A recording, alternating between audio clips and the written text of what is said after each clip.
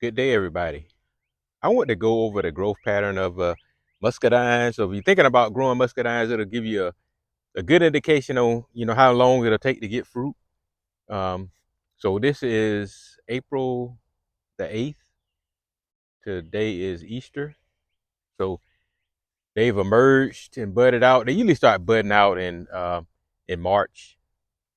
You'll start seeing. I'm in zone 8 in the south, so it can be different if you're further north and you're growing muscadines. It can be a little bit different for you, but here in my neck of the woods, um, in zone 8, we'll start showing the first signs of budding out in mid to late March. So here it is, April the 8th, and they are fully leafed out. We did have a little cold weather, which caused the leaves to get a little droopy looking, but they'll recover pretty fast from that. And usually when they first start to leaf out like this, they'll start showing their first signs of starting to form the fruit. Let's see if I can find some. It look like these little round balls, and you'll think that is the grapes, but it's not. It's actually a flower, and it'll open up and bud out. It'll have the little, look like a flower, just a little miniature flower, and they'll get pollinated. And once they get pollinated, then they'll form the fruit. This is how they look on April the 8th, and we'll see if we can see some. See those right there are starting to flower as well.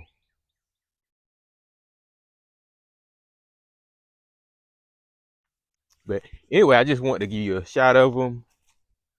And like I say, we'll be back. And if you think about growing muscadines, this may encourage you and give you an idea how long it'll take you to, how long the process is, and if it's something that you want to do.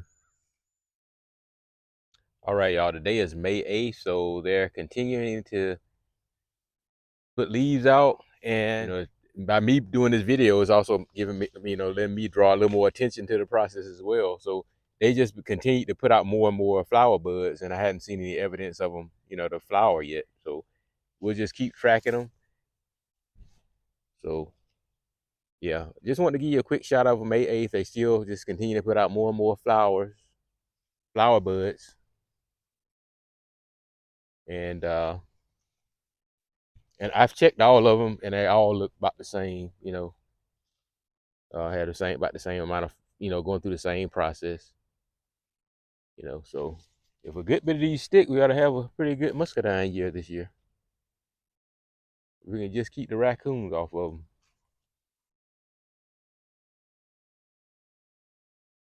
Yeah. All right, so just wanted to give you a quick shot of them thus far. Even the ones down there, the small ones, the ones that are a few years old, they have a few flowers on them as well, flower buds on them as well. But okay, that's just a shot of them May 8th, and we'll be back. Okay, y'all, today is June the 3rd. So they're looking pretty good, putting out some more foliage, developing a nice canopy, and they have started to flower, and I'll show you that process. And they've already actually started to, some of the flowers that have opened up and flowered have started to already produce the small muscadine. So, and the flowers that have opened up have already been pollinated, are starting to form a little muscadine. So that's how the first stages of the muscadine look.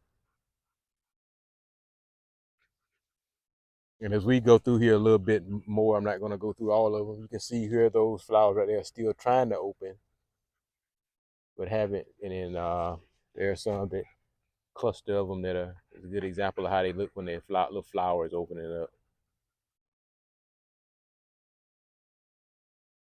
As they flower, they already starting to form muscadines, the ones that have been pollinated. And that's kind of how you wind up with muscadines that are, you know, it kind of don't really get ripe uniformly, because the ones that are already starting to form the fruit like that, like here, of course, those may wind up getting ripe earlier.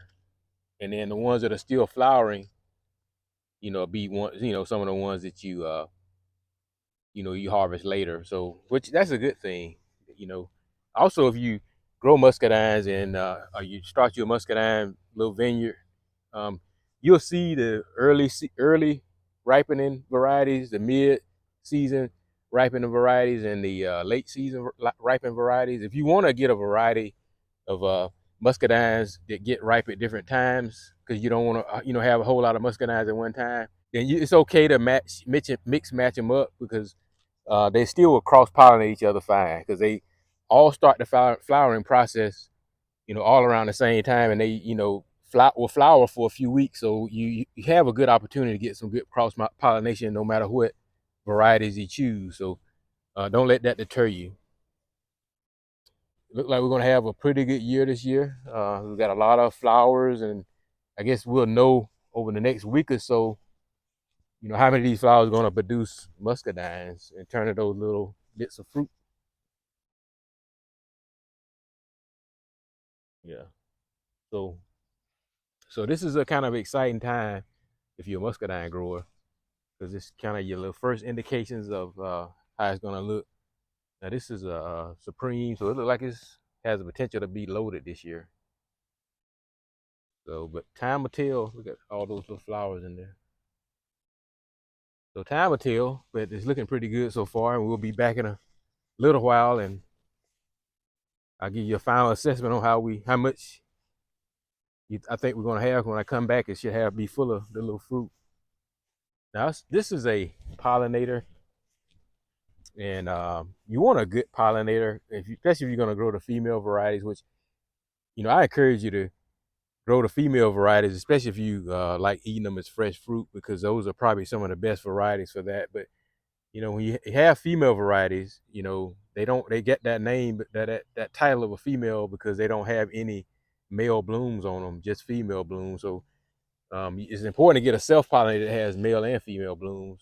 Like this one right here is an icing, and it has there's plenty of flowers on it. So hopefully that's we'll get a good pollination off of it to pollinate these others.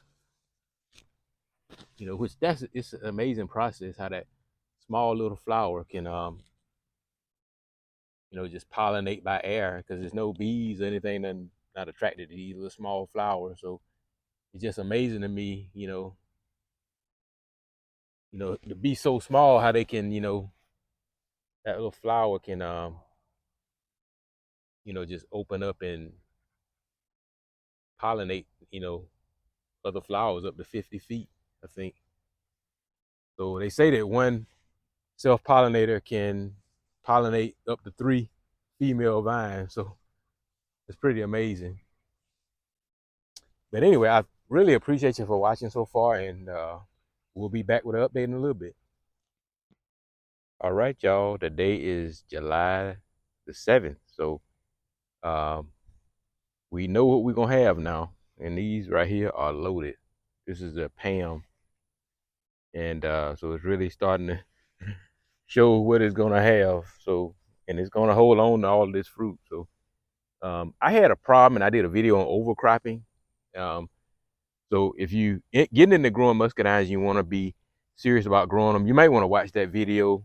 And you do have to be careful about overcropping. A lot of times people focus on getting as much production as they can out of a muscadine, but it can be some precautions you need to take, when you see signs of them overcropping. I don't really know if this one is overcropping this year. I think it's just loaded. I am going to put some calcium nitrate, on them, maybe do 2 rounds of calcium nitrate on them. I'm gonna do some in a little bit, just sprinkle some around the base of the plant, just to give it a little boost, to make sure it has enough energy to get all these muscadines right. Uh, one year I didn't do that, and I just let them overcrop, and then it put out so much energy, trying to keep up with all those muscadines. For one, it didn't get them all right, and then 2, the next year it didn't put out a single muscadine, and I thought it was gonna die because it was delayed coming out. So that's a good video. So always watch for that. If it looks like it's going to overcrop, then you need to either thin it out or be prepared to give it some feeding during the growing season, so it can keep up and not damage the plant. So, but anyway, this one right here is the late fry, which is self-pollinated. It's loaded, and this right here is a Darlene. It puts a lot of foliage out, so sometimes it's hard to see the muscadines until you get up in there. But it's look like it's gonna have a very good year this year. and it did a moderate last year. So, and this is a overall a moderate producer. So, for it to have this many muscadines on it is amazing. And this is probably the best muscadine by far as far as a fresh eating muscadine. So that's how that one is looking so far. This also is a heavy producer. This is Supreme. So that's how it's looking so far. This is a purple one, and it's a female. So it is loaded. Okay, so this is the icing, and it is loaded. Now this is like the traditional tasting muscadine, and I really just use it as a pollinator. I'm not real crazy about the flavor of it because it's got that traditional muscadine flavor, but it's good at making wine because I've made wine with it. And this is another Darlene. Uh, so that's how they look on July. So you kind of in the first part of July, so you kind of know what kind of fruit count you're gonna have at this point. Um, so just wanted you to give you a shot of them each month. So we'll come back in August and take a look at them, and uh, we'll see how they look in August. Okay, today is August the 5th, and this is how they're looking. So they're starting to first start showing signs of starting to get ripe at this point. And I've actually been able to pick a few that were almost ripe and just get a little sample. And the ones I've picked were very sweet. So um, that's an indication that we're gonna have a good year. The only thing that bothers me, I hope the raccoons don't just invade them this year, because as you'll see, I got my little towels out, you know, and I spray those with, ammonia just to kind of deter them from, bothering my muscadine. So, but anyway, they're loaded this year. This is the Supreme, the purple one. They take a little bit longer to get ripe. I guess that because they got to turn colors, whereas the gold ones, like, they get ripe a little faster. But anyway, just look wonderful so far.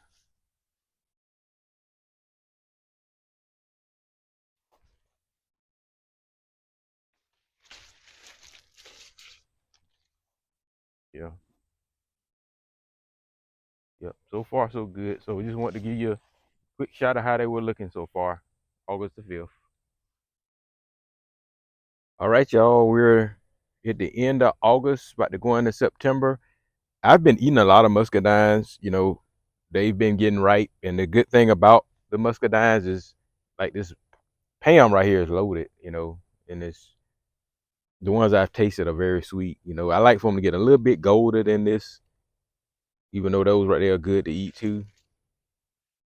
But before I went too far, I said, well, let me start, giving an update on them. But this pretty much is, you know, went through the full cycle. Like I said, they'll continue to get ripe all throughout uh, the middle of September. We'll be pulling muscadines. This right here is a late fry. We've gotten a few ripe ones off of it, but it's a late fry because it gets late. It's a late season bloomer.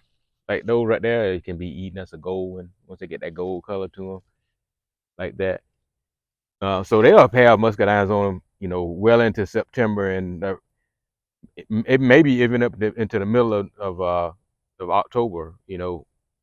Years ago I had some that even was on here in November, but we had such a hot summer, and I predict we're gonna have a hot, you know, all October and November. So I think that'll cause them to get riper faster. I don't predict we'll have any in November like we have in previous years where it was cooler. And this is the Darlene, and it's a mid season. Everything I got else is mid season, and I've been enjoying them too. Matter of fact, these ones real on this back corner, the raccoons have really been.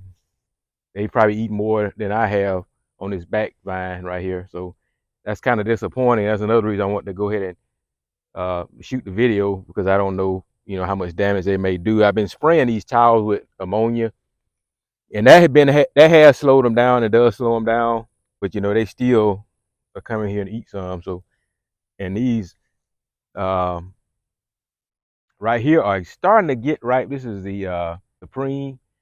So they're starting to get ripe too, these big black ones. But they are considered a mid-season, but they kind of get ripe a little later too. And this right here is the start of the icing, and it kind of is getting at its peak. So most of those are icings. There's probably a few supremes in there mixed in from this vine. You can tell the supremes are always bigger.